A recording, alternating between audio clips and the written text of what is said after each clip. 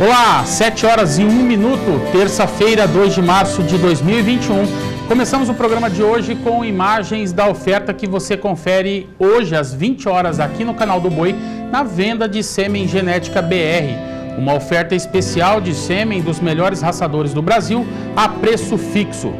No programa de hoje vamos falar sobre como o plantio atrasado do milho pode cancelar seguro agrícola no Mato Grosso. A Petrobras anuncia novo aumento de combustíveis a partir de hoje.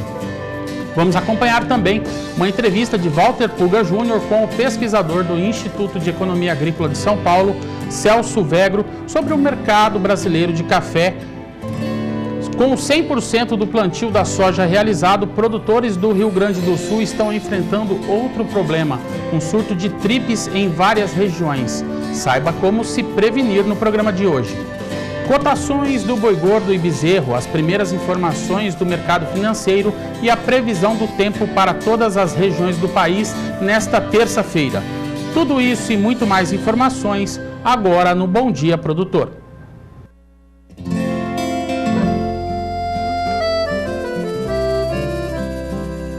Acorda que o galo já cantou e o sol já vem fazer brotar mais um novo dia. Lenha no fogão, café pra esquentar e a bicharada no quintal. Bota pra molhar, tira leite no curral, arreia o cavalo, tem gado pra campear.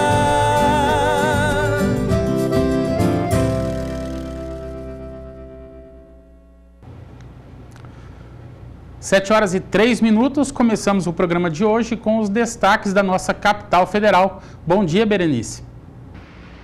Bom dia. O Conselho Monetário Nacional aprovou medidas para conter a crise no setor leiteiro. Entre elas, autoriza o financiamento para garantia de preços ao produtor para beneficiamento e industrialização de leite. O limite de crédito é de até 65 milhões de reais por empresa, com taxas de juros de 6% ao ano e prazo de reembolso de até 240 dias. Além disso, foi ampliado de 1 para 2 anos o prazo de custeio para o setor pecuário para a retenção de matrizes bovinas de leite. As linhas de crédito vão trazer um fôlego para o setor, sem dúvida, e podem ser contratadas até o final do mês de junho. Direto de Brasília, Berenice Leite. Nós ainda vamos falar mais sobre esse assunto na análise do agronegócio com João Pedro Cuti Dias, daqui a pouco. Acompanhe a análise da Scott Consultoria para o mercado do boi gordo com a Tainá Drugovic. Bom, em São Paulo, as indústrias estiveram avaliando o cenário nesta manhã e algumas ficaram fora das compras. No estado, as cotações de animais para abate ficaram estáveis frente à última sexta-feira. E o boi gordo está sendo negociado em R$ 300 por arroba, preço bruto e a prazo. Já para as fêmeas, os negócios para vaca gorda e para novilha gorda estão correndo em torno de R$ 282 por arroba e R$ 294 por arroba, respectivamente, nas mesmas condições.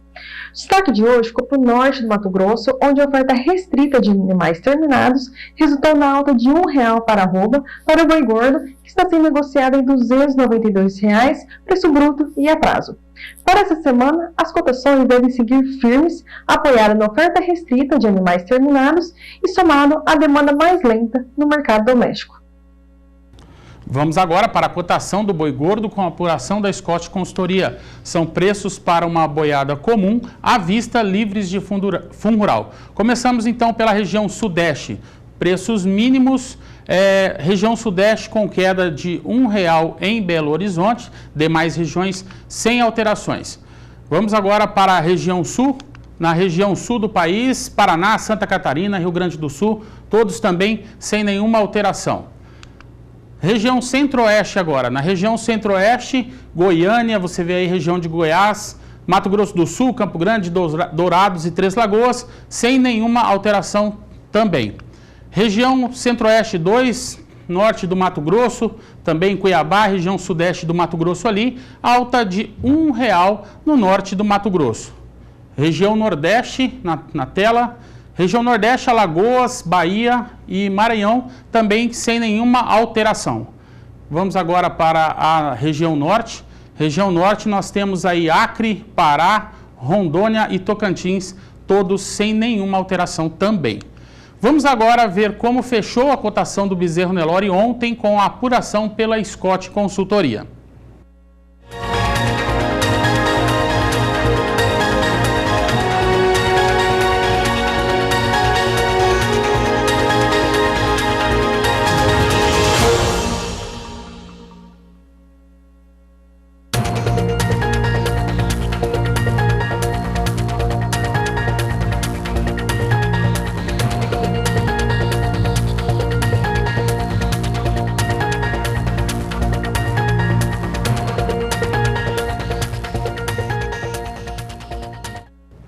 Atenção produtores de Mato Grosso que irão plantar milho segunda safra fora da janela ideal. A AproSoja Mato Grosso alerta para o risco de cancelamento do seguro agrícola.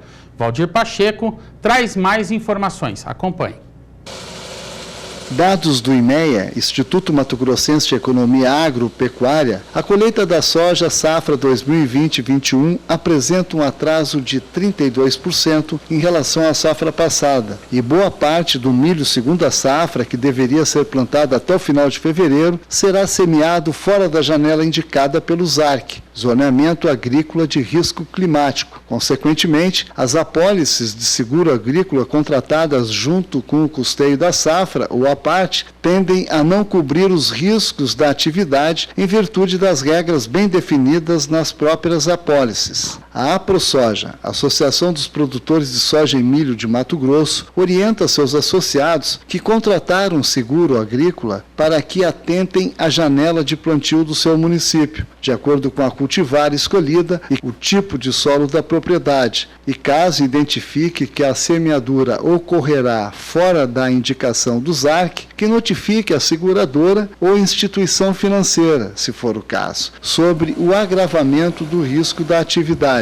Segundo a entidade, a notificação deve ser realizada em formulário próprio e é condição obrigatória para que o segurado não perca o valor do prêmio do seguro em caso de sinistro. A seguradora, após notificada, tem 15 dias para se manifestar em relação à sua decisão de cancelar a apólice ou mediante acordo entre as partes. A AproSoja alerta ainda o produtor rural para que fique atento. Somente de posse da notificação de agravamento de risco será possível solucionar eventuais conflitos relacionados à cobertura das apólices de seguro. A multinacional CJ Select está com um experimento de pastagem na Fazenda Pecuária BR em Campo Grande, no Mato Grosso do Sul. Produtos como o Physiomix Pro e Actimax 24-2 entraram em campo e já mostram resultados. A repórter Rosa Cabral esteve por lá acompanhando e vamos ver agora na reportagem. Acompanhe.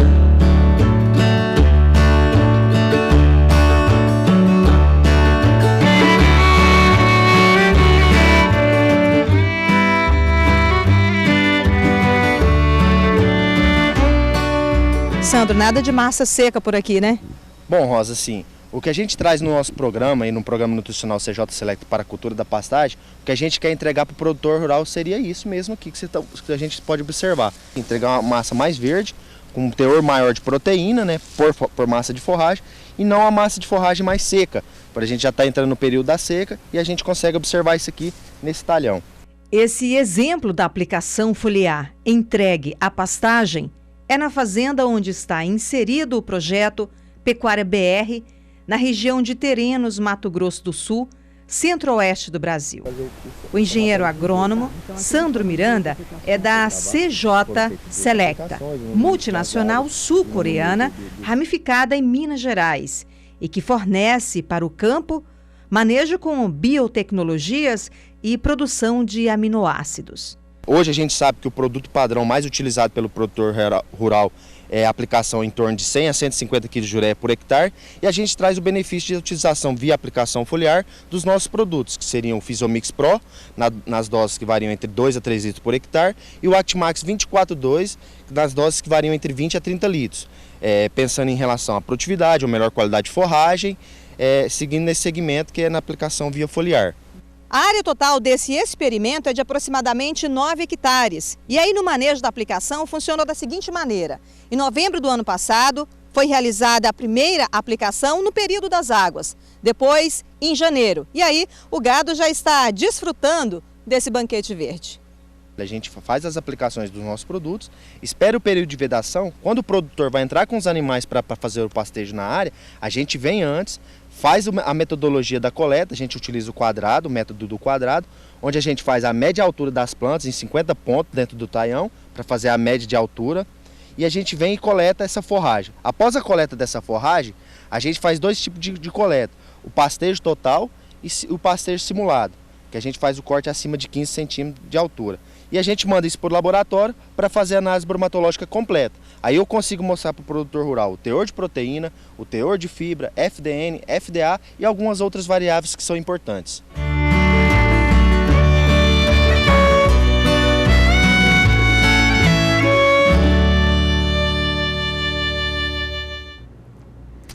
A partir de hoje, combustíveis ficam mais caros em todo o país. O anúncio foi feito ontem pela Petrobras.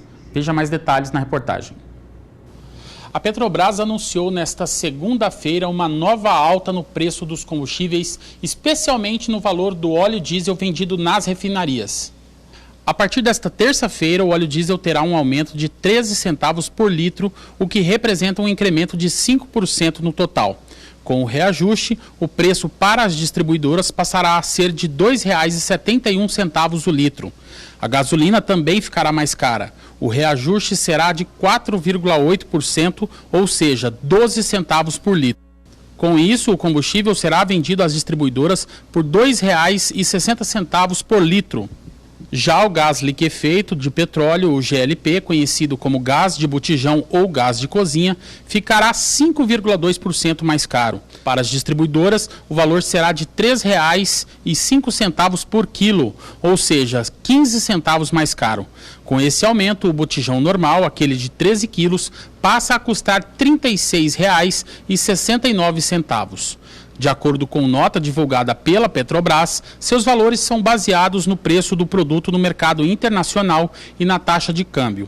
A nota diz ainda que é importante ressaltar que os valores praticados nas refinarias pela Petrobras são diferentes dos percebidos pelo consumidor final no varejo.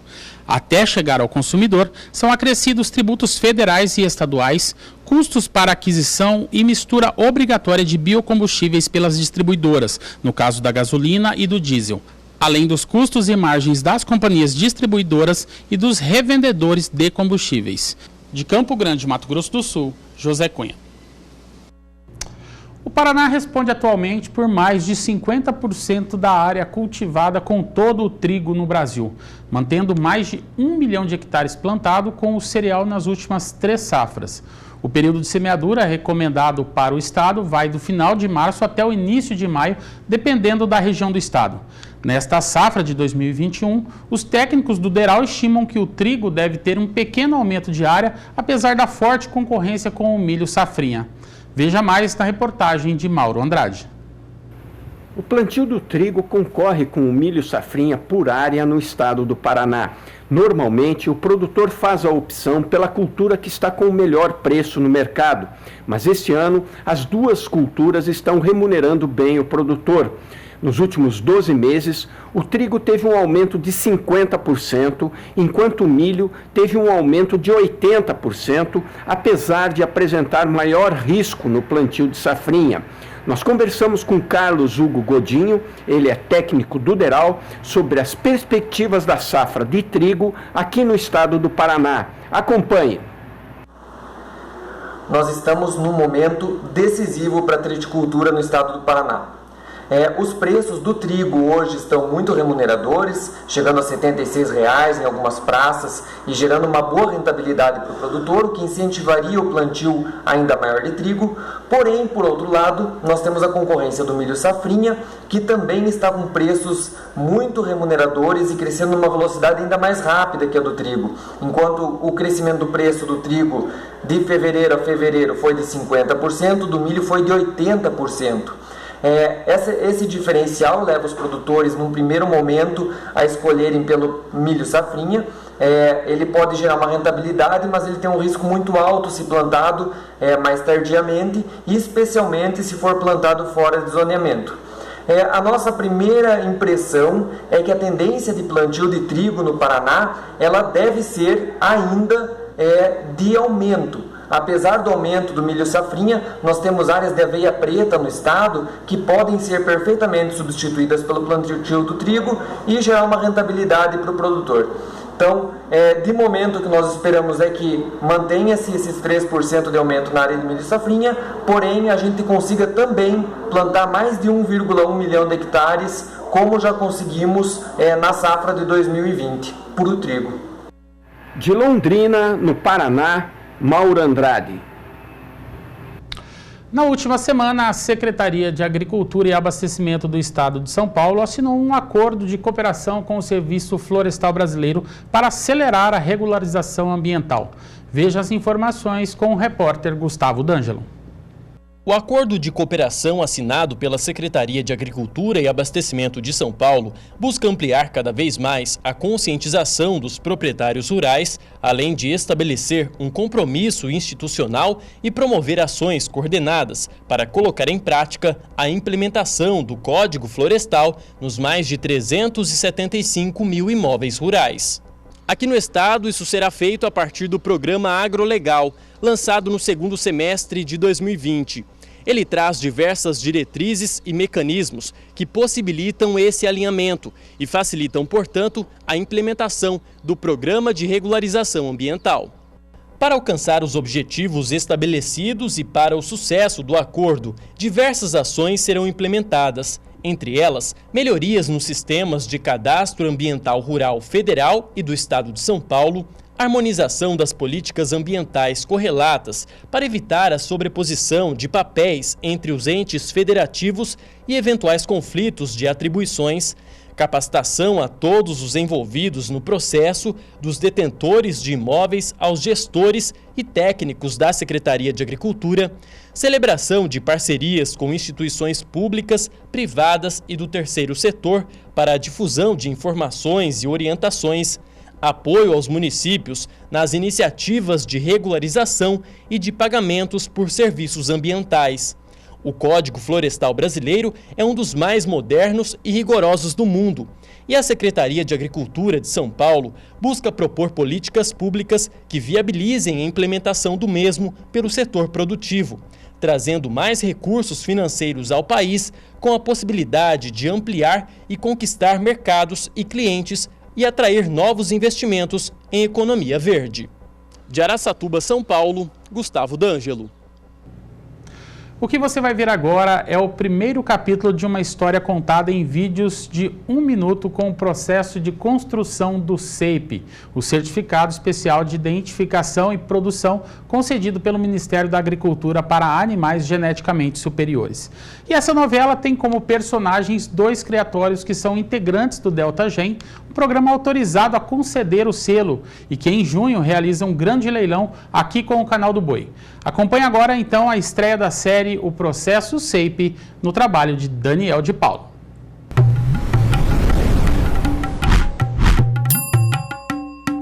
Como podemos confiar em um produto que soltamos no mercado como sendo um pacote tecnológico com garantia de produtividade? Simples. Em razão da construção de um conceito de seleção que aplicamos dentro de casa e submetemos ao filtro de um dos mais rigorosos e respeitados programas de melhoramento genético do Brasil, o Delta Gen. Como se dá a concessão dessa garantia é o que Parme Agropecuária e Fazenda Três Barras propõe nessa série que conta em detalhes e na íntegra o nosso sistema de produção. Em capítulos que vão desde o planejamento do acasalamento até a concessão do CEIP. Aguarde.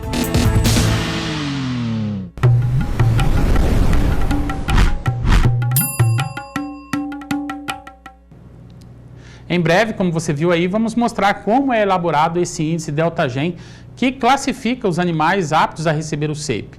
Lembro que em junho o leilão Farm Agropecuária Fazenda Três Barras terá a organização da Central Leilões e a transmissão do Canal do Boi. Por aqui nós vamos de intervalo comercial, nosso primeiro de hoje. Lembrando a você para participar do programa junto com a gente, enviando suas dúvidas e sugestões no nosso WhatsApp. O telefone é o que está na tela para você, o 67 99863 1001. No próximo bloco, nós vamos falar sobre como 100% do plantio da soja realizado, produtores do Rio Grande do Sul estão enfrentando outro problema, um surto de tripes em várias regiões do estado. Saiba como se prevenir no próximo bloco. Fique agora com a previsão do tempo para a região centro-oeste.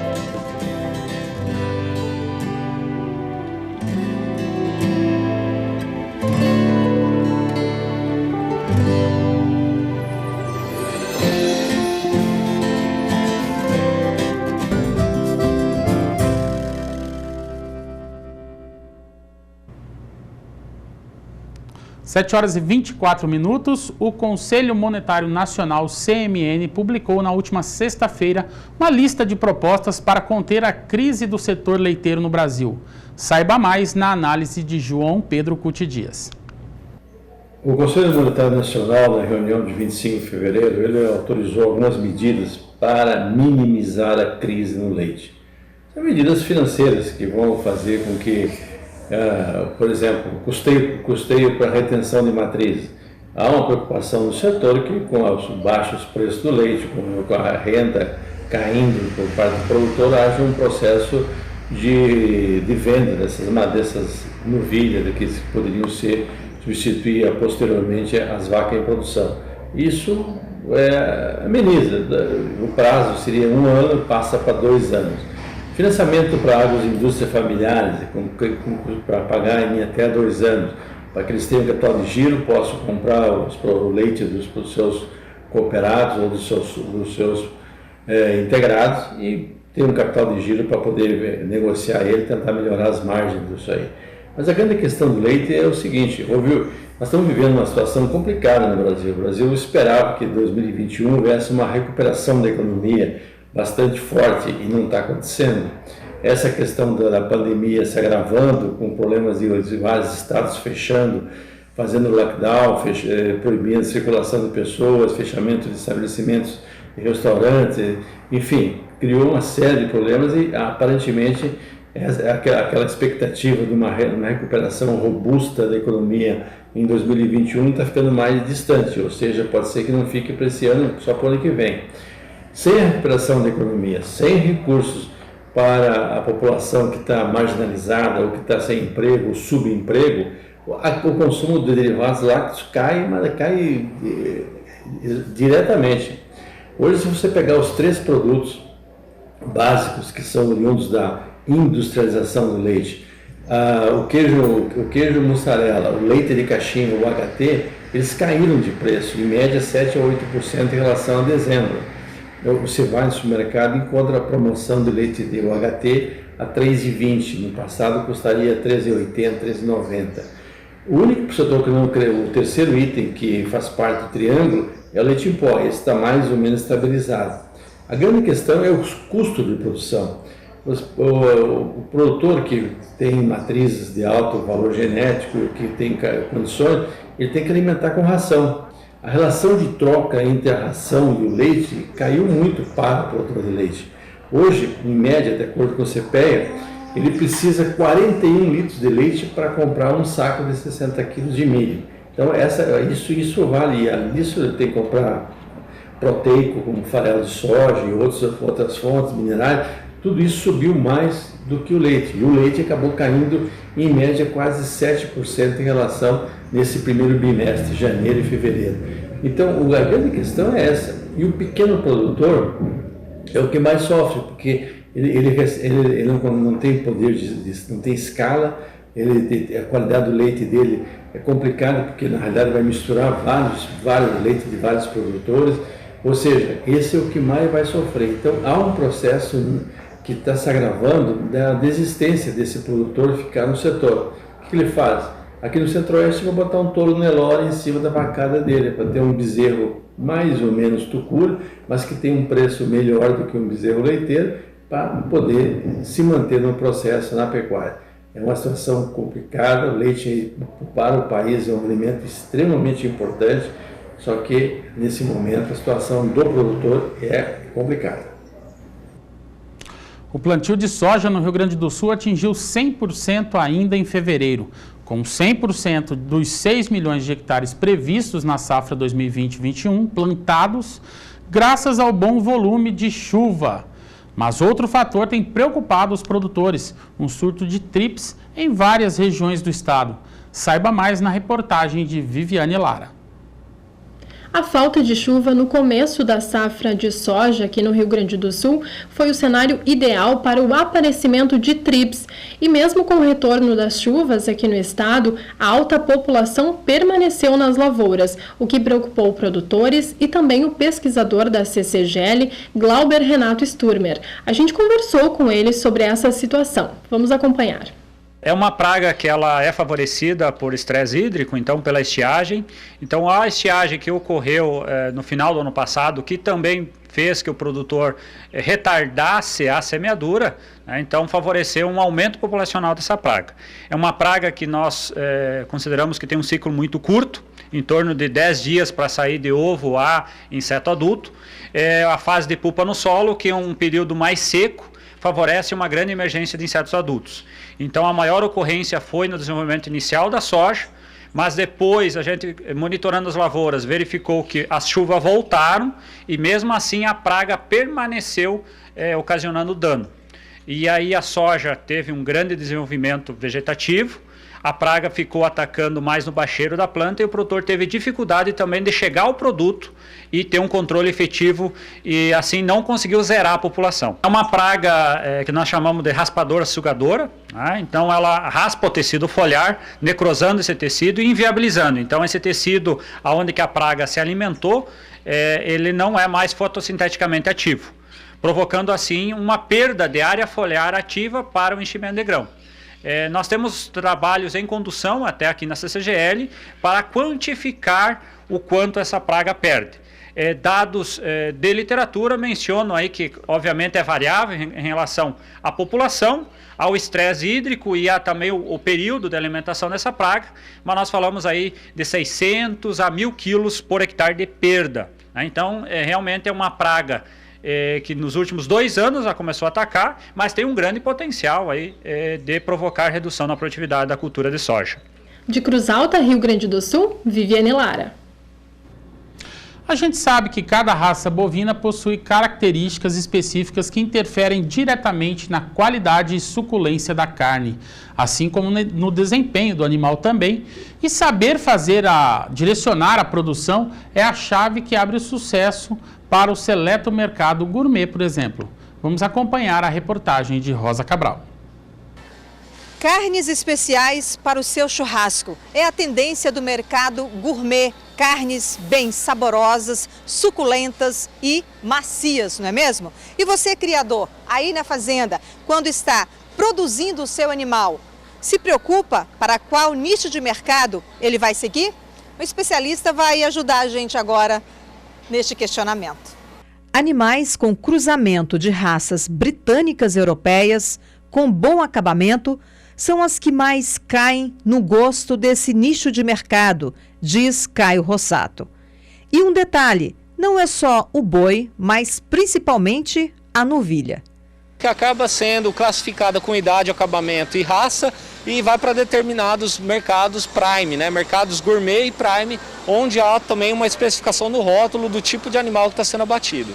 Por exemplo, a raça Nelore, como que ela se posiciona hoje nesse mercado? O Nelore ele tem que ser muito bem selecionado, avaliado na fazenda, passado ultrassom, para que seja encaminhado para os nichos específicos prime, né? Não existe no Brasil, por exemplo, uma raça que seja adaptada ao Brasil inteiro. E o Nelore conseguiu isso, né? Então o Nelore, por exemplo, aqui no Brasil Central, aqui na nossa região no Mato Grosso do Sul, ele é a mãe, né? Ele é tem uma habilidade materna, uma rusticidade muito grande, onde ela tem um bezerro meio sangue Angus, que vai entregar as características do mercado prime, né? O criador está muito seletivo e de olho nesse mercado. O criador ele sempre está seletivo porque tem altas remunerações, né? A parceria é muito boa quando você tem esse tipo de animal terminado na propriedade. Então ele consegue uma valorização a mais na venda, né? Os tipos de parceria, os contratos que são gerados são muito melhores. Escolher a raça certa é sem dúvida determinante para o sucesso da produção. De Campo Grande, Rosa Cabral. A Embrapa vem desenvolvendo pesquisas no segmento dos chamados bioinsumos micro-organismos que possuem diversas aplicações na agricultura, como, por exemplo, o controle biológico de pragas e doenças, e também fito-hormônios que promovem o crescimento das plantas. O mais conhecido e empregado pelos produtores rurais são os inoculantes biológicos que fixam nitrogênio. Recentemente foi lançado pela Embrapa um inoculante para a fixação do fósforo. Saiba mais na reportagem de Mauro Andrade. A Embrapa Soja vem trabalhando com os chamados bioinsumos, que são bactérias que auxiliam os produtores rurais a se tornarem mais eficientes e produtivos. Nós vamos conversar com Mariângela Hungria, pesquisadora da Embrapa Soja, sobre este tema. O agricultor já conhece os benefícios há vários anos de inocular a soja com bradyrhizóbio, né? E ele não tem esquecido isso, porque inocular todo ano traz muitos benefícios, tanto que hoje 80% dos agricultores brasileiros está fazendo a inoculação da soja com bradyrhizóbio. E qual a vantagem disso? Ele consegue não precisar utilizar nada do fertilizante nitrogenado, que é o mais caro que a gente tem, além de ser muito poluente para o meio ambiente. Então, em vista disso e do preço que estão os fertilizantes e dessa visão mais sustentável que a gente está hoje, outros micro-organismos estão aparecendo no mercado e muito promissores. Um deles, o Azospirillum brasilense, completou agora 10 anos de vida, era usado no milho, no trigo, na braquiária, né, foi indicado para a braquiária e entrou faz 3 anos na co-inoculação da soja. Qual a vantagem de na soja usar os 2 micro-organismos? Esse Azospirillum é uma fábrica de produção de hormônios vegetais, então ele aumenta muito o crescimento das raízes. Mais raiz significa o quê? Consegue absorver melhor todos os nutrientes, inclusive os fertilizantes, né? E também absorver mais água. Enquanto daí o bradyrhizóbio consegue até ter mais raiz para formar nódulos e fixar mais nitrogênio.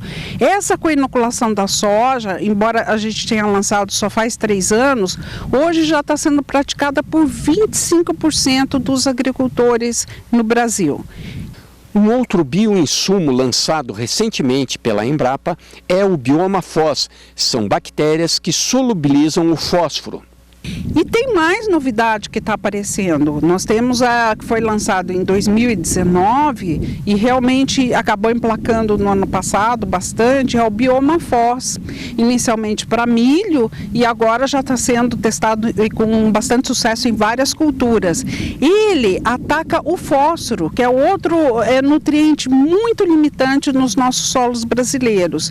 Então, com isso ele aumenta a absorção do fósforo, solubilização de rochas fosfatadas e assim melhora a nutrição das plantas. Então toda essa verdadeira festa de micro-organismos, né, o produtor de fito-hormônios, o fixador de nitrogênio, o potencializador de utilização do fósforo, todos eles trabalhando aqui em prol do agricultor e da agricultura e com isso fazendo muita economia com fertilizantes químicos. Da Embrapa Soja, em Londrina, Mauro Andrade. Um estudo da Embrapa Gado de Corte mostra que é possível promover a seleção genética de animais que bebem água de forma mais eficiente. Eles mantêm o desempenho com um consumo hídrico menor. A repórter Kylie Rodrigues conversou com os pesquisadores responsáveis pelo estudo e traz as informações no quadro Tecnologia e Produção.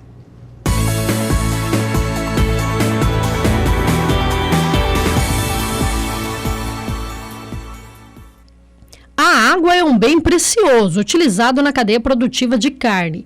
A tendência é a de que a água fique cada vez mais rara. Dizem até que o produtor rural vai ter que pagar por ela num futuro próximo. Diante da possibilidade, a Embrapa Gado de Corte tem trabalhado para identificar animais que produzam carne com menor consumo hídrico. É o que se chama de eficiência ou pegada hídrica. A pesquisa é desenvolvida pela unidade Gado de Corte, em parceria com a Fazenda da Grama, em Pirajuí, interior de São Paulo, onde há um centro de qualificação genética do Cenepol. Foi começado em 2015. E aí, com esses dados, históricos, 2015 até 2019, que a gente fez o trabalho que foi publicado agora recentemente na revista Animal, uma revista britânica de grande impacto mundial, onde a gente conseguiu mostrar que é possível sim ter, por meio de seleção genética, animais que usam a água de forma mais eficiente. Ou seja, que tomam a mesma quantidade de água e ganham mais peso. Isso foi evidenciado pelas estimativas de herdabilidades. As informações são parâmetros que os melhoristas utilizam para avaliar se uma característica vai responder ou não à seleção, detectando se é possível, por seleção, ter melhoramento genético. A gente viu que sim, herdabilidades de médias a altas, ou seja, há um potencial interessante para que isso aconteça, e é isso que a gente espera estar colaborando com a cadeia produtiva da carne de forma geral, né, tornando ela mais sustentável, mais competitiva e mais amigável para o nosso meio ambiente. O experimento com os animais da raça Senepol demonstraram que, além da eficiência hídrica, os mesmos touros e fêmeas apresentaram também eficiência alimentar. Tem animais que comem pouco, ingerem pouca água também, e esses animais, naturalmente, eles têm uma pegada hídrica menor, às vezes produzindo a mesma quantidade de carne. Então esse estudo foi muito interessante porque mostrou que nas nossas condições, nas condições brasileiras, dentro de uma raça que é utilizada no sistema de produção, é possível reduzir a pegada hídrica da carne brasileira. E isso melhorando os aspectos de sustentabilidade, né, do nosso sistema de produção, melhorando também a imagem da carne brasileira, o que é positivo para toda a atividade, né? E por que é importante ter conhecimento da eficiência hídrica? Não só para nós avaliarmos o desempenho hídrico dos nossos sistemas de produção, mas também para nós mostrarmos para a sociedade que nós estamos produzindo proteína de alto valor com eficiência hídrica. Existem vários manejos que podem ser aplicados no sistema de produção, que impactam positivamente na eficiência hídrica. Os principais são os manejos nutricionais. Fazer uma nutrição bem feita, uma nutrição de precisão, vai ter efeitos diretos na melhoria dessa relação de litros de água por quilo de carne produzida. Além do manejo nutricional, a parte de manejo de pastagens, a manutenção da sanidade dos animais, a oferta de condições ambientais, de bem-estar para os animais ideais para a região que eles estão, tudo isso contribui para darmos maior eficiência hídrica ao nosso sistema de produção. De Campo Grande, Kaile Rodrigues. Vem aí o De Olho na Fazenda TAB G4, que o Canal do Boi vai mostrar entre 22 e 27 de março, com venda a preço fixo e encerrando com o leilão de reprodutores e matrizes da mais alta genética Tabapuã, de 3 criatórios que são referência na raça. Nós teremos uma série de matérias que contam um pouco da história desse grupo e do sistema de produção deles para manter tanta aceitação no mercado. O nosso repórter Daniel de Paula percorreu com o cinegrafista Gerson Oliveira as fazendas integrantes do TAB G4 e mostra agora para você um pouquinho do que vem por aí. Veja esse primeiro convite que ele faz num dos pastos da fazenda Paturi, sede do Tabapuã Tron. Quando a gente ouve falar em seleção para temperamento, dá uma olhada nisso aqui, ó. Torama Campo, Tabapuã, 12:30 aqui em Uchoa, um calor brabo, barbaridade, e eles nessa saúde toda, comendo pasto e vindo aqui cumprimentar a gente, se preparando para se despedir, por exemplo, aqui da Fazenda Paturi, que logo estarão à sua disposição dentro do De Olho na Fazenda TAB G4. Este é só um exemplo do que é um componente que paga as contas, porque o temperamento vira produtividade, vira facilidade, vira tranquilidade, até para você investir nessa ferramenta que vai te dar retorno econômico o mais breve possível. De Olho na Fazenda TAB G4, 22 a 27 de março, com a Central Leilões e o Canal do Boi. Não dá para perder, né? Não dá para perder mesmo, hein? Na nossa programação você ainda vai ver outros convites desse tipo em outras propriedades do TAB G4. Lembre-se, o De Olho na Fazenda começa dia 22 de março com venda a preço fixo de matrizes e reprodutores altamente avaliados e selecionados pelos 3 criatórios do grupo. E termina no dia 27, num sábado, com um leilão especial organizado pela Central Leilões. E tudo isso transmitido, é claro, aqui pelo canal do Boi. É só você ficar ligado.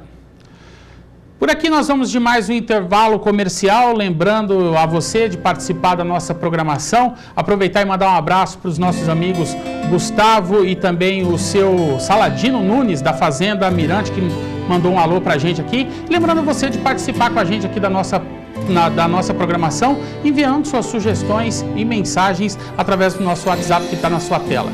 O telefone é o 67998631001. No próximo bloco, vamos acompanhar uma entrevista de Walter Pulga Júnior com o pesquisador do Instituto de Economia Agrícola de São Paulo, Celso Vegro, sobre o mercado brasileiro de café. Fique agora com a previsão do tempo para as regiões Sudeste e Sul.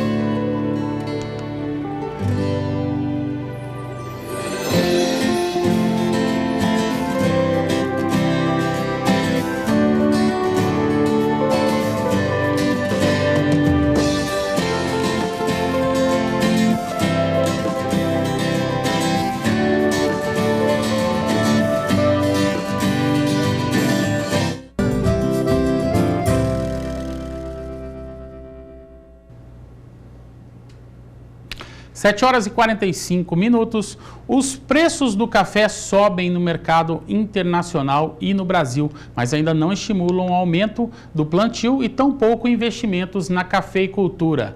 É o que aponta um estudo do economista Celso Vegro, pesquisador do Instituto de Economia Agrícola de São Paulo, e que nos últimos anos os preços pagos aos sojicultores, produtores de milho e aos criadores de gado de corte superam e muito os valores recebidos pelos cafeicultores. Enquanto a produção de grãos e carne bovina exibem fortes ganhos de preços médios anuais, mais que dobram entre 2017 e 2020, a renda do produtor de café caiu, mesmo com os avanços tecnológicos. Para Walter Pulga Júnior, o Celso Vegro foi categórico. No agro, o investimento em café foi para o fim da lista. Acompanhe a entrevista. Já se espera uma forte quebra de safra de café arábica no Brasil. Mas os problemas que envolvem a cafeicultura já são motivo de estudo há muito tempo, pelo menos aqui no Instituto de Economia Agrícola de São Paulo, que pertence à Secretaria de Agricultura. Eu tenho aqui comigo o Celso Vegro. Celso Vegro é pesquisador do Instituto de Economia Agrícola, ex-diretor do IEA São Paulo, que aborda o que ocorre com a cafeicultura. Vegro, obrigada por ter aceito o convite. Vamos falar sobre o artigo que você já escreveu, prevendo que haveria insuficiência na produção de café para abastecer mercado interno e externo.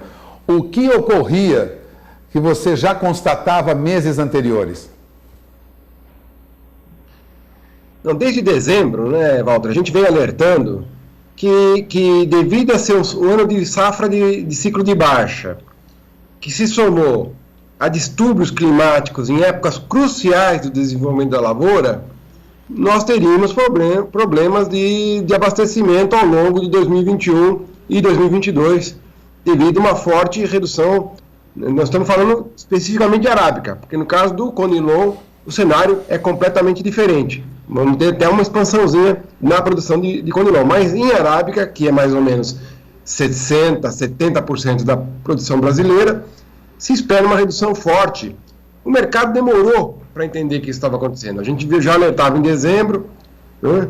Em janeiro os preços andaram de lado, e agora em fevereiro finalmente começou a dar sinais de que de fato nós temos um problema com a oferta brasileira, que se soma a problemas também observados em outros países produtores, especificamente Vietnã e Colômbia. Então nós temos no cômputo geral uma redução do fluxo de abastecimento global. E isso pode dar ensejo a uma dificuldade, né, de torrefadores, exportadores em cumprir seus contratos devido à escassez de produto sendo comercializado. Agora, além de tudo isso, se soma um novo problema, Pulga, que é o que eu explorei no último artigo. Veja, fazer café plantar uma lavoura de café exige 3 anos até se obter a primeira safra. Tá certo? Isso aí é o normal. Tem uns que conseguem com irrigação, com técnicas de adubação, fazendo 2 anos e meio a primeira safra. Né? Mas, em geral, é 3 anos. Em 3 anos, você faz 6 lavouras de grãos. Vamos supor, soja e milho de segunda safra. Né? No básico no Brasil. Fazer 6 receitas ao longo de 3 anos, frente a 0 do café. E hoje, a receita de soja e milho está tão absurdamente descolada da realidade do que é o café, que é inimaginável alguém pensar que, dispondo de uma área plana para iniciar uma lavoura de café, o faça. É muito mais inteligente usar aquela área para fazer grão. Certo? Por quê? Porque a rentabilidade está muito acima de qualquer parâmetro que a gente já observou no passado e a simplicidade da produção. É um pacote tecnológico que você leva para o campo e só volta lá para colher. Enquanto o café é uma complicação tremenda, né? Principalmente no pós-colheita. Né? Para fazer qualidade, você tem inúmeros requisitos tecnológicos e de manejo para conseguir um café de qualidade e assim conseguir bons preços. Minha impressão é que não vamos ter mais plantio de café. Né? Ao contrário, né? Vamos ter erradicação para colocar grão em área que é mecanizável e isso vai prejudicar ao longo dos próximos anos, inclusive, esse fluxo de abastecimento, inclusive em anos de ciclo de alta. Nós temos a perspectiva agora de preços melhores para o café em função dessa quebra de safra, notadamente de arábica, no Brasil. Esses preços podem chegar a níveis recordes? O que você sente nas suas pesquisas no mercado? Não, veja, que nem eu falei, de dezembro em janeiro, o mercado andou de lado. Não reconheceu o problema que nós estávamos vivendo. Isso já era para ter acontecido lá atrás. Começa agora, em fevereiro, a demonstrar uma certa sensibilidade para o que está acontecendo. Mas, independente do nível de preços, lógico, o nível de preços ele é um fator que contribui para a tomada de decisão do agricultor em termos do que ele vai fazer. Né? Se ele vai fazer grão, se ele vai fazer pecuária, se ele vai fazer café. O preço é um indicador fundamental. Mas, veja, enquanto soja, milho já está travando 2023, né? Café, uma minoria, quer dizer, menos de 1/3 dos cafeicultores trabalham com o mercado do futuro que travando seus preços. Então, é muito difícil essa competição com grão, com todo o conhecimento comercial que os produtores de grão já possuem, comparativamente às do café, que são muito mais rudimentares nesse sentido e muito mais expostos à oscilação de preços. Por mais que o preço suba, ele vai continuar oscilando. Isso é ruim, né, para quem não trabalha com trava de mercado. Então, eu acredito que, mesmo que os preços subam, não vai ser uma contribuição decisiva para que haja uma reversão desse quadro na preferência pelos grãos nas áreas mecanizáveis. Né? Isso estou dizendo nas áreas mecanizáveis. Estou falando de cerrado, estou falando de áreas planas. O Brasil precisa plantar mais café, porque já se atingiu o limite da tecnologia de produtividade. Nós não vamos conseguir passar dessa média de 40 sacas por hectare, que é a que hoje é a perseguida pela maior parte dos cafeicultores. Conseguir essa média anual, com podas, com variedades, com adensamento, com manejo do mato, né? Uma série de tecnologias já permitem uma média mais alta de produtividade. Mas ela já chegou no topo. Daqui para frente nós precisamos expandir a área de café. E não é o que está acontecendo e nem vai acontecer em face a esses preços dos grãos e do boi, por exemplo. Né? E café está ficando lá para a rabeira. Café é a última opção de investimento nas condições atuais hoje, vai prejudicar a intenção de plantio ano que vem, quer dizer, a encomenda de mudas para o viverista ter uma ideia de quanto que ele vai formar, e em 2023 não vai ter, 2022 não temos muda, 2023 não tem expansão de área, 2024 nós continuamos na mesma. Bom, você acaba de ouvir o pesquisador Celso Vegro, do Instituto de Economia Agrícola de São Paulo. Perspectiva para a cafeicultura brasileira é preocupante se não ocorrer uma expansão diária, já que estamos aí no limite, né? E não há grande incentivo quando comparado com outras culturas. Walter Puga Júnior, de São Paulo. Para o contribuinte que precisa declarar imposto de renda, já está disponível na página da Receita Federal na internet o programa para declaração pessoa física. O prazo de entrega começou ontem, dia 1º de março, e vai até dia 30 de abril. O repórter José Cunha tem mais informações. Desde a última quinta-feira, contribuintes de todo o Brasil já podem baixar o programa de preenchimento e de entrega da Declaração do Imposto de Renda Pessoa Física 2021 com base no ano de 2020. O programa para computador estará disponível na página da Receita Federal na internet. O prazo de entrega começa no dia 1º de março, às 8 horas da manhã, horário de Brasília, e irá até às 23 horas, 50 minutos e 59 segundos do dia 30 de abril.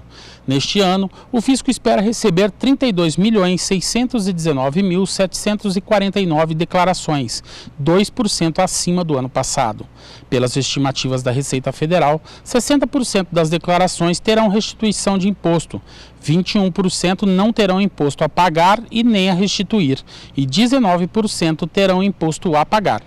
Assim como no ano passado, serão pagos 5 lotes de restituição a partir do dia 31 de maio e nos meses subsequentes até o dia 30 de setembro, quando será pago o 5º lote. Entre as principais novidades está a obrigatoriedade de declarar o auxílio emergencial para quem recebeu mais de R$ 22.847,76 em outros rendimentos tributáveis e a criação de 3 campos na ficha, bens e direitos, para o contribuinte informar criptomoedas e outros ativos eletrônicos.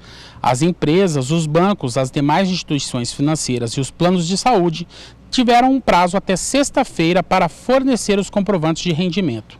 O contribuinte, no entanto, pode adiantar o trabalho juntando contra-cheques e recibos no caso de rendimentos e notas fiscais usados para deduções. De Campo Grande, Mato Grosso do Sul, José Cunha.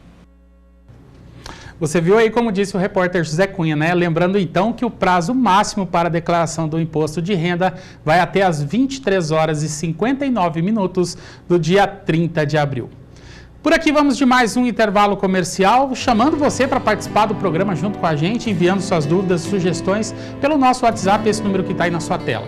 No próximo bloco, nós vamos até São Paulo, na Bolsa Brasileira de Mercadorias, saber sobre as primeiras movimentações do mercado financeiro.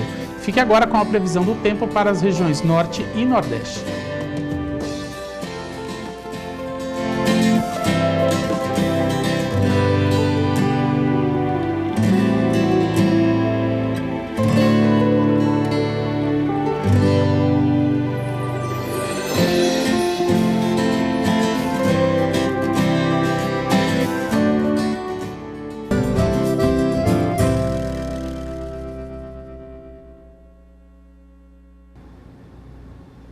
Vamos agora até Sinop conferir a agenda de eventos da Ricardo Nicolau Leilões com o nosso companheiro Adriano Edival Filho. Bom dia, Adrianinho.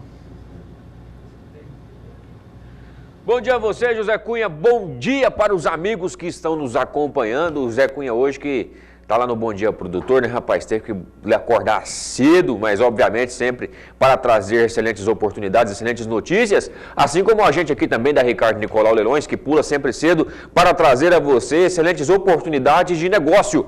Vem chegando aí nesta quarta-feira, amanhã já com transmissão do Canal do Boi, às 20 horas, Brasília, 19 horas no Mato Grosso. Mais uma excelente oportunidade, mais um Boi em Pauta. O Boi em Pauta, como eu já falei, né, e falo sempre, ele tem uma formatação diferenciada. Então, primeiro a gente tem uma entrevista e logo após a entrevista a gente tem um leilão. Na entrevista de amanhã, nós teremos a participação especial do Sérgio Isidoro, da Sementes a Campo, e vem trazendo para nós algumas informações a respeito da integração lavoura-pecuária, que é um assunto assim tão atual e que muitos pecuaristas estão buscando. A gente sabe que quem trabalha com integração está um pouquinho mais à frente, porque ele consegue administrar melhor a fazenda, ele consegue administrar a pastagem, na verdade, né? Essa que é a palavra, administrar melhor a pastagem de sua fazenda. Então, assim, ele consegue ter um controle maior ali da pastagem e ter pasto o ano todo, né? E, obviamente, aproveitar melhor a terra que ele tem na mão. E por isso a integração a gente ouve de muitos especialistas que acaba sendo o futuro, inclusive da nossa pecuária. E aí esse é o bate-papo que eu terei com ele amanhã, com transmissão do Canal do Boi às 19 horas. Depois do nosso bate-papo vem chegando o leilão, né, o Arnaldo Campos batendo um martelo aí. Nós estamos aí já com uma captação de mais ou menos umas 1000 cabeças. As imagens elas estão chegando e assim que estiverem disponibilizadas, pode ficar tranquilo que eu vou mostrar para você. A nossa equipe está toda a campo, inclusive trocar a botina pela bota de borracha, porque eu vou te falar um negócio, viu? Você pensa numa chuva, hoje amanheceu chovendo aqui em Sinop de novo, ontem choveu, todos os dias está chovendo e muita chuva, né? Então não está tendo tempo nem da soja, da terra fazer absorção. Inclusive alguns produtores de soja estão tendo até algumas dificuldades em relação ao excesso de chuva na nossa região aqui, como até o Valdir Pacheco vem sempre dizendo aí no SBA. Passando o leilão do dia, inclusive se você já quiser fazer a sua filmagem para esse leilão, através do 66-3532-0077, você organiza tudo com a nossa equipe para participar do Boi em Pauta de amanhã, assim como sucessivamente os outros eventos que estarão acontecendo. Passando amanhã, no dia 3 de março, além do Boi em Pauta, nós também teremos um outro leilão no dia 10. Então, dia 10 de março, nós teremos um leilão, uma oferta muito forte na região de Rondonópolis. Você, amigo, é o nosso convidado. O Gilberto e o Luzato já estão posicionados lá em Rondonópolis. Então, você que está naquela região e quer ofertar os seus animais ou precisa fazer os seus investimentos, faça uma visita, dá um pulo no nosso escritório lá em Rondonópolis. Vamos bater um papo. Obviamente que, além do gado de Rondonópolis, nós teremos também ofertas na nossa região aqui, na região norte de Mato Grosso. Passando o dia 3, na manhã, dia 10 de março, aí no dia 21, nós teremos mais um evento que é o Integra Nortão. Dia 21 de março, Integra Nortão, eu que vim falando sempre aqui durante as participações, que seria um leilão presencial, mas devido ao agravamento, inclusive, cara, você já deixa no ponto o meu VT lá, tá? Devido ao agravamento da pandemia na nossa região aqui, falta de leito, essa situação toda, eu vejo o pessoal falando assim, tá com falta de leito, não sei o quê. Beleza, tudo bem, só que nunca teve, né? Nunca teve leito, nunca teve vaga em hospital, foi sempre lotado, sempre foi a dificuldade toda. Mas, infelizmente, nessa época a gente tem esse agravamento, ou seja, essa super, hiper, acima de não sei o que de lotação, porque toda a vida já foi lotada, agora está mais ainda devido às pessoas que estão com Covid, né? E isso é um fato muito preocupante e por isso a gente optou, até por segurança, trazer o Integra Nortão para o virtual. Obviamente que não tira o brilho do leilão, não tira o brilho da oferta. Nós ainda estamos com uma prospecção de mais de 5 mil animais, 3 mil nós já temos confirmados. Nós vamos até acompanhar o VT agora do Leandro da J. Ribeiro, que vem trazendo para nós mais informações, ele que vem ofertando aí 300 garrotes, que eu vou te falar um negócio, é de estufar a cordoalha. Acompanhe comigo.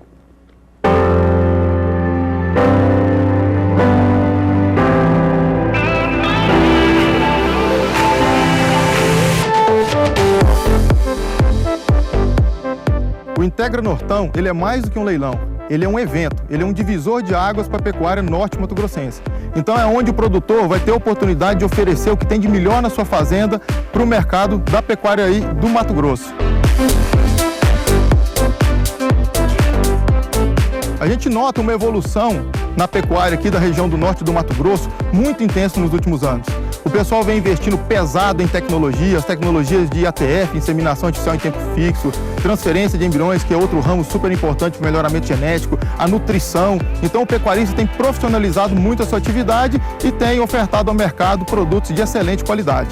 A J. Ribeiro Agropecuária vai trazer para o Integra Nortão, no dia 21 de março, 296 garrotes Nelore, de 12 a 13 arrobas. Animais foram criados de uma maneira muito tranquila, com a nutrição muito equilibrada, animais pesados, mansos, acostumados com coxo e de muita raça.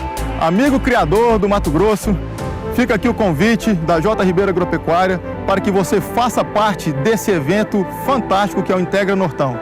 21 de março, pelo Canal do Boi, será ofertado o que o Mato Grosso tem de melhor na pecuária. Vem para o Integra Nortão, vem trazer qualidade, vem fazer bons negócios.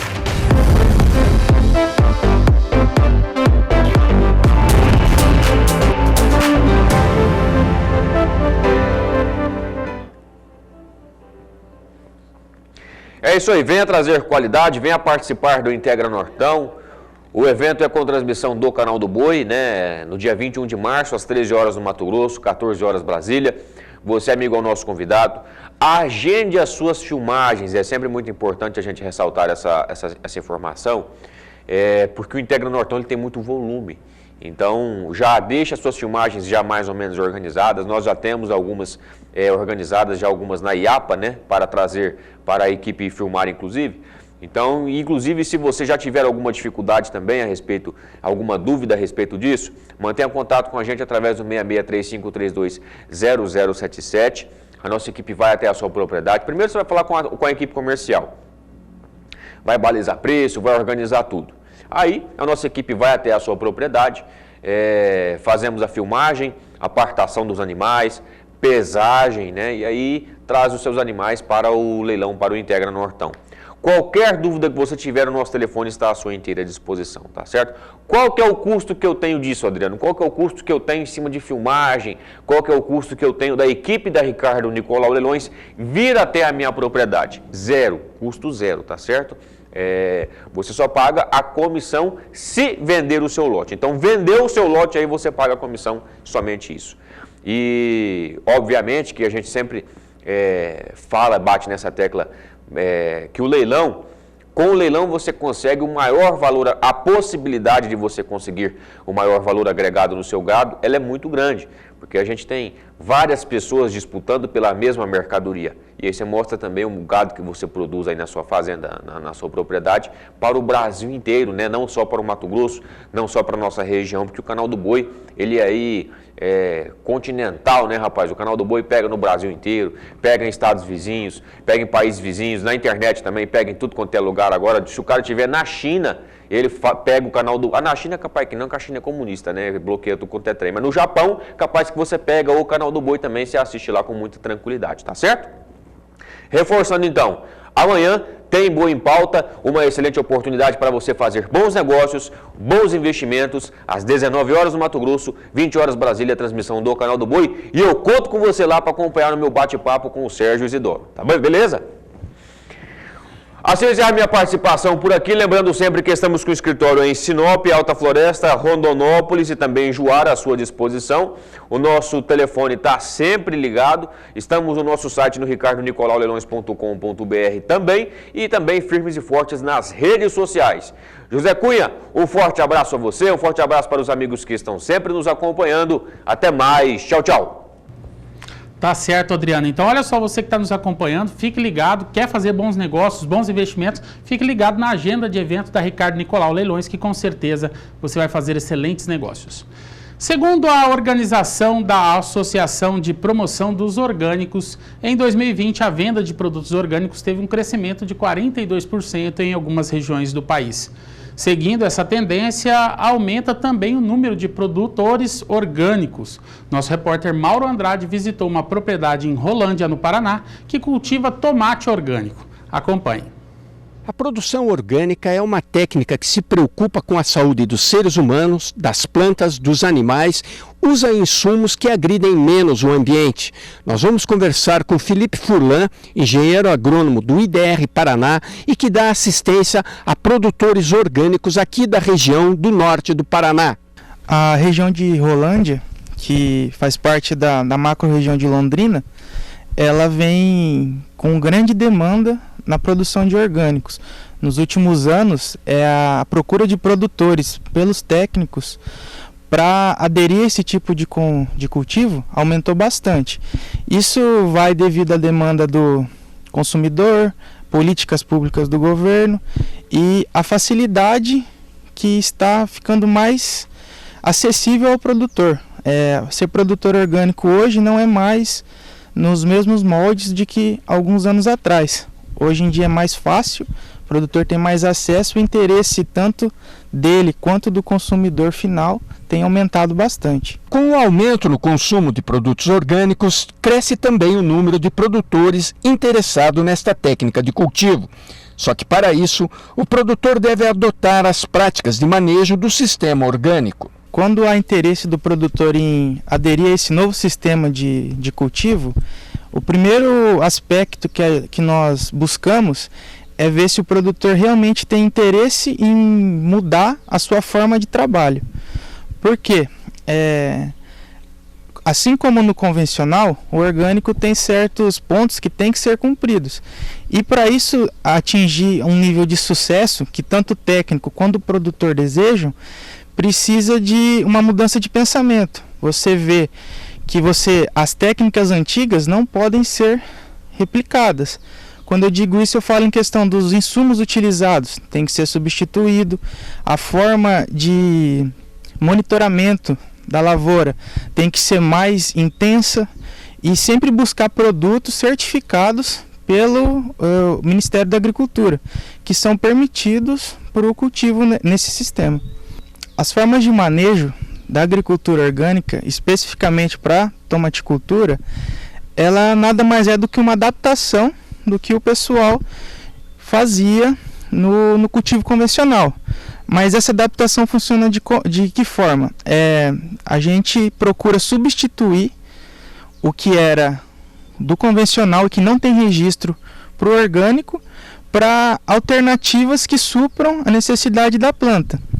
A fertilização, a base nossa é esterco, bovino e de frango, e a gente usa adubos solúveis, mas permitidos pela legislação. Então todos os produtos utilizados na lavoura precisam ter selo do IBD que confirmam a sua procedência. O manejo de praga, ele tem que ser um pouco mais intenso no sentido do monitoramento. A gente vai tentar agir de forma preventiva para que essa praga não entre e cause danos irreversíveis. O controle é feito com produtos biológicos. A propriedade usa basicamente o produto Turicide e o Boveril, que são agentes biológicos no controle de pragas. E para o controle de doenças, produtos à base de cloro, enxofre e cobre, que todos têm esse registro na certificadora.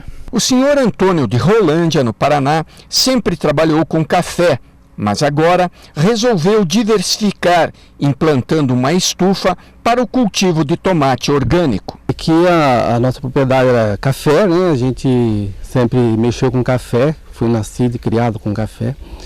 E de repente eu tive uma visita do Felipe, né? E ele falou que queria versificar. Aí eu falei para ele que tinha vontade de mexer com tomate, mas eu não queria trabalhar com veneno, herbicida, fungicida, essas coisas. E aí ele falou que não, nós vamos pro orgânico. Eu falei, se tiver uma chance aí, eu quero participar disso aí. E aí eu já fiz um bate-papo lá com o gerente do Banco do Brasil, a gente já falou que soltava o financiamento e aí eu vim aqui e construí essa estufa com a família, né? E nós estamos aí com tomate. Mas foi por causa de não mexer mais com veneno. Toda a mão de obra no sítio é familiar e o seu Antônio conta com a ajuda dos filhos, Mateus e Júlia, para tocar o trabalho na estufa de tomate orgânico. Esta diversificação permite que os filhos permaneçam trabalhando no setor rural. Aqui hoje na propriedade está bem interessante, está bem legal. Por causa que aqui eu tenho uma liberdade maior do que quando eu trabalhava na empresa lá. A empresa lá era bem mais fechada. Aqui eu tenho uma liberdade durante o dia. Às vezes eu posso ter um horário um pouco mais flexível do que na empresa fechado, né? De Rolândia, no Paraná, Mauro Andrade. Vamos agora até a nossa redação falar com a repórter Kylie Rodrigues, que tem mais informações sobre os destaques dessa manhã. Bom dia, Kylie. Quais os destaques que você tem para a gente? Bom dia, Zé. Bom dia para todo mundo. Olha só, eu falo agora da situação das principais cadeias produtivas da indústria da proteína animal em Santa Catarina, a avicultura e a suinocultura. Por lá, elas estão enfrentando um ano de dificuldades em razão da brutal elevação de custos, da queda de consumo no mercado nacional e do aumento da competição no mercado mundial.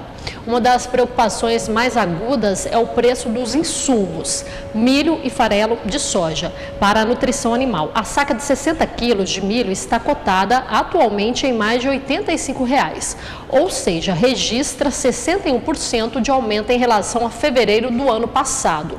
O aumento maior ainda sofreu a tonelada de farelo de soja, comercializada hoje em R$ 2.750, ficando 113% mais caro que 12 meses atrás.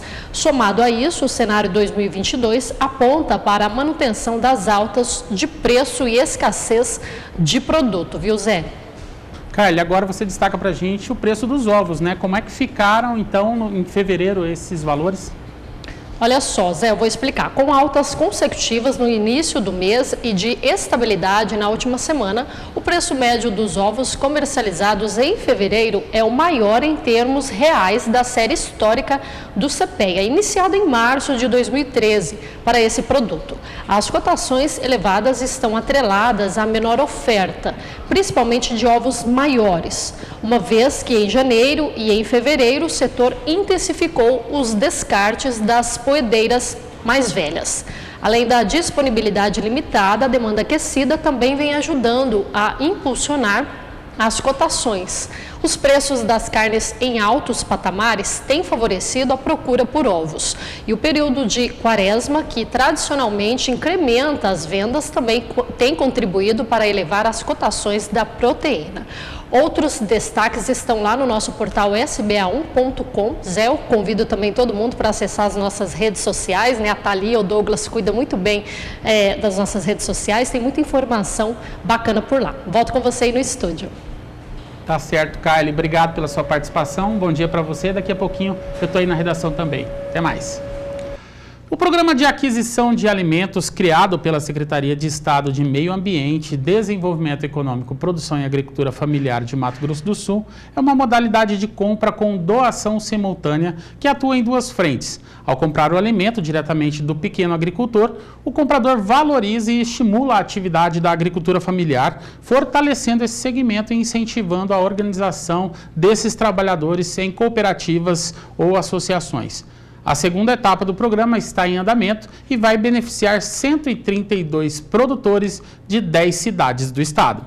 Acompanhe. Mato Grosso do Sul está inserido na segunda etapa do Programa de Aquisição Alimentar, que vai beneficiar 132 pequenos produtores de 10 municípios. R$ 858 mil serão injetados na agricultura familiar, com retorno para instituições que atuam na assistência social e atendem famílias em situação de vulnerabilidade. O programa, na modalidade de compra com doação simultânea, é realizado pelo governo federal por meio do Ministério do Desenvolvimento Social. Na primeira etapa, realizada em 2020, foram beneficiados 395 agricultores familiares de 78 instituições e 12 municípios, que somaram mais de R$ 2,5 milhões de reais. A partir da assinatura, a Semagro, Secretaria de Meio Ambiente, Desenvolvimento Econômico, Produção e Agricultura Familiar, inicia o processo dos convênios com os municípios. A Secretaria também fará a chamada pública para habilitar os produtores. Cada agricultor habilitado receberá um cartão onde o recurso será depositado diretamente. Para estar apto, o produtor tem que oferecer no mínimo 3 diversidades de culturas. De acordo com o secretário Jaime Verrucchi, o programa é importante porque ele dá segurança ao segmento da agricultura familiar e atende a população mais carente. E isso vai de encontro com a orientação do governador Reinaldo Azambuja de sempre integrar as ações para beneficiar várias cadeias. Os alimentos adquiridos são doados a entidades da rede socioassistencial. Nesta segunda etapa serão beneficiados os seguintes municípios: Aquidauana, Brasilândia, Carapó, Eldorado, Itaquiraí, Ivinhema, Jaraguari, Ponta Porã, Cidrolândia e Itacuru. Para mais informações, acesse a página da Semagro na internet. De Campo Grande, Mato Grosso do Sul, José Cunha. O governo federal tornou possível a regularização de dívidas tributárias rurais, como as do Fundo Rural e a do Imposto Territorial Rural, com descontos de até 100% sobre juros e multas. Vamos até a Bolsa Brasileira de Mercadorias em São Paulo com Walter Pulga Júnior. O governo vai facilitar para o produtor o pagamento dessas dívidas, Pulga? Bom dia. Bom dia a você, bom dia a todos. A notícia é destaque hoje no jornal Valor Econômico, né? página de agronegócios, né? Porque o governo abre renegociação para as dívidas, tanto do Fundo Rural como do Imposto Territorial Rural. O governo federal incluiu essa possibilidade de regularização de dívidas tributárias rurais, como o Fundo Rural e também o ITR, no Programa de Retomada Fiscal. Uma portaria publicada ontem pela Procuradoria-Geral da Fazenda Nacional regulamenta a concessão de descontos de até 100% sobre juros e multas e de até 70% sobre o saldo devedor, com um prazo bem longo, viu? Prazo de parcelamento desses débitos podem chegar a 133 meses. O setor produtivo estima que cerca de 34 bilhões de reais poderão ser negociados nesse novo programa. Vou repetir, programa de retomada fiscal. Agora, vamos aos detalhes, né? A Procuradoria-Geral da Fazenda Nacional também reabriu o prazo para adesão de pequenos e médios produtores com dívidas financeiras de crédito rural e crédito fundiário, que são daquele Fundo de Terras e Reforma Agrária e do acordo de empréstimo lá, o 4.147.br. Bom, considerada bem-sucedida no ano passado, o Jornal Valor Econômico destaca isso, o jornalista Rafael Wallendorf, do Valor, atuando em Brasília, ressaltava que a regularização desses débitos ficou aberta entre setembro e dezembro do ano passado, gerou aí 1.800 acordos e o valor negociado chegou a 1 bilhão de reais. Bom, os devedores do ITR, do Imposto Territorial Rural e do Fundo Rural poderão abrir negociação entre agora os próximos dias 15 de março e 30 de setembro deste ano.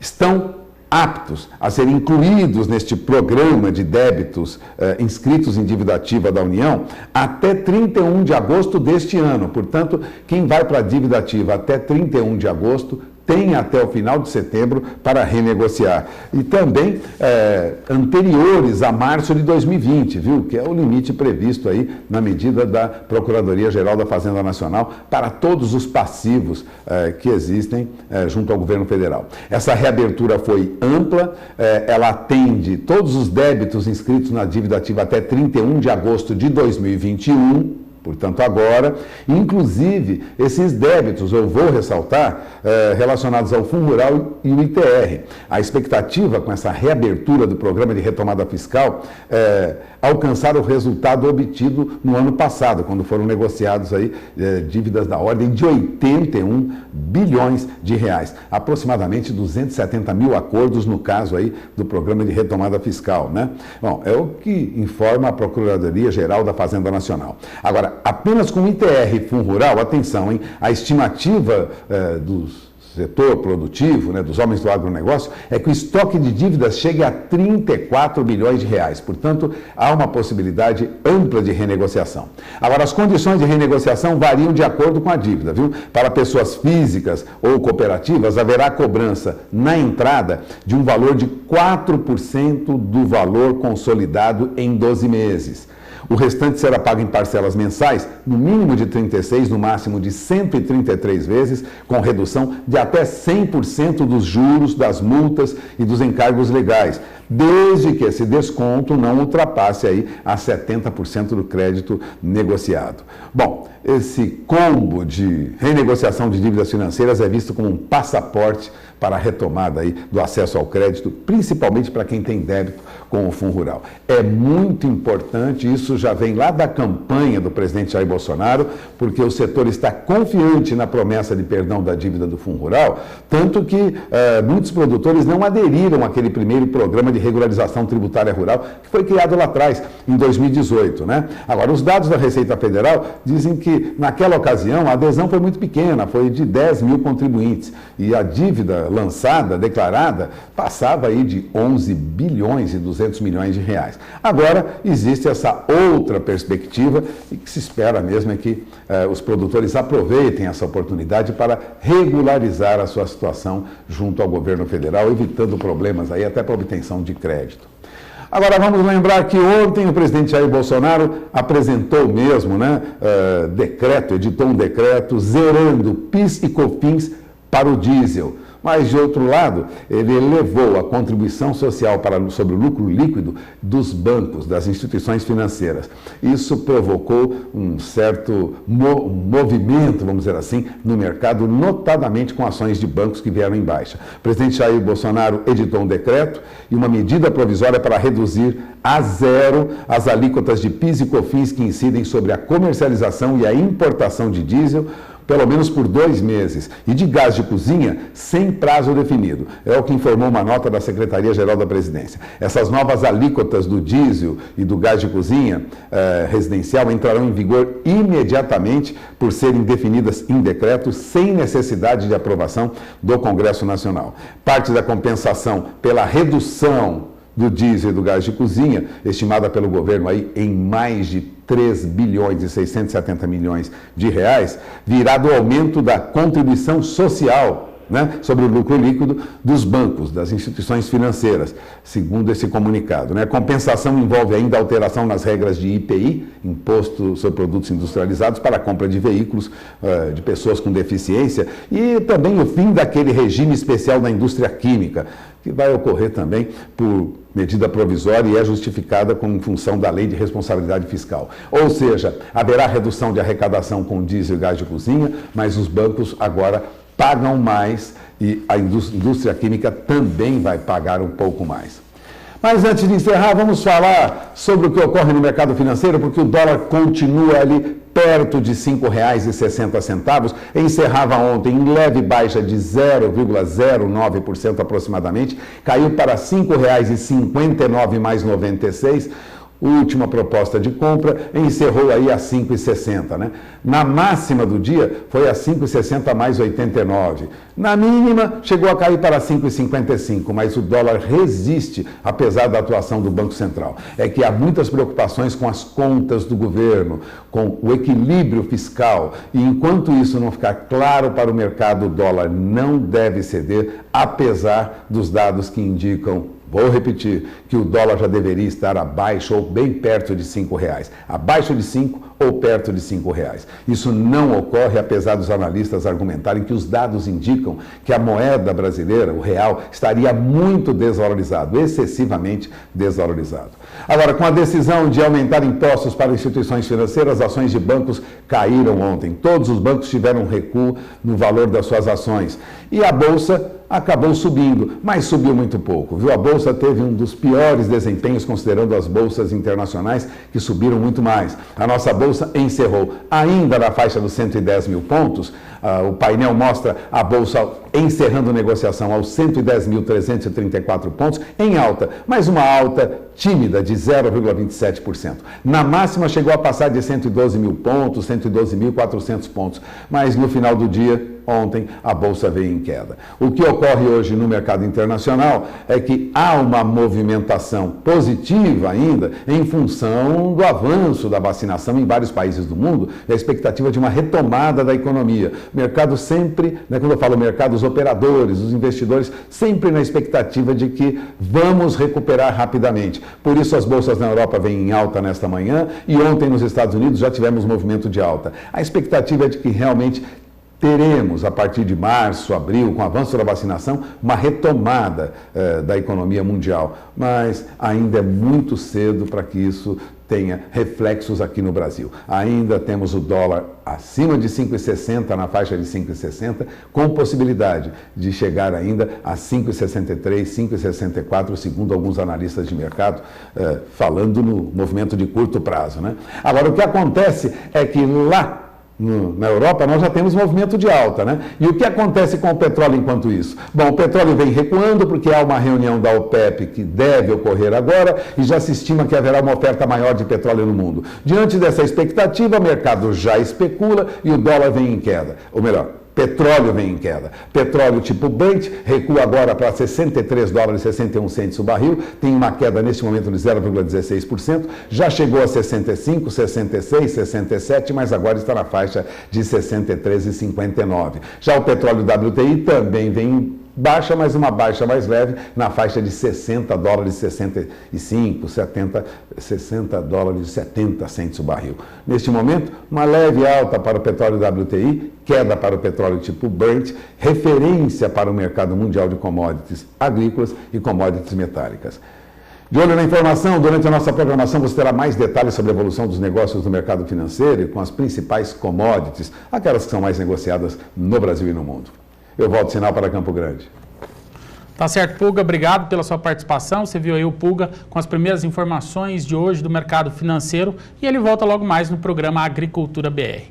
Por aqui o Bom Dia Produtor vai chegando ao seu final, lembrando a você que logo mais o nosso programa vai estar disponível no nosso canal no YouTube. Nos acompanhe também pelas nossas mídias sociais e o nosso site sba1.com. A gente volta amanhã com mais um Bom Dia Produtor. Tchau!